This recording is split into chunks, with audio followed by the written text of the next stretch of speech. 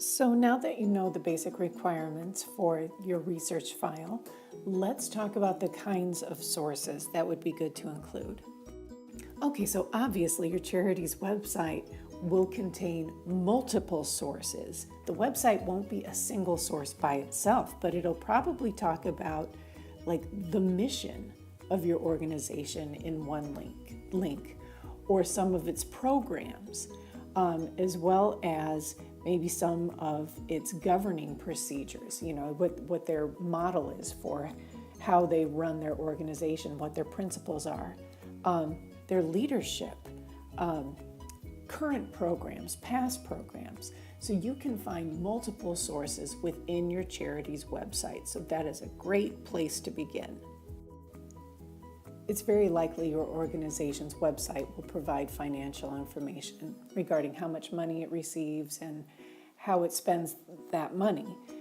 However, since our hypothetical situation we're imagining is this were $5,000 of your own money you'd give away, you probably wouldn't take the website's word for it. You'd probably verify what they were saying. So some outstanding websites to verify the finances of charitable organizations are websites like GuideStar, Charity Navigator, and the Better Business Bureau Wise Giving Alliance.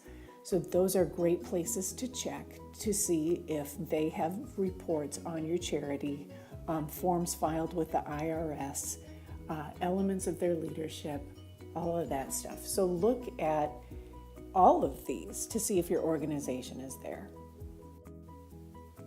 So beyond your charity's website and what you find from Charity Navigator or GuideStar or the Better Business Bureau Wise Giving Alliance, it would also be good to see what sort of broader coverage your charity has received, perhaps in the media.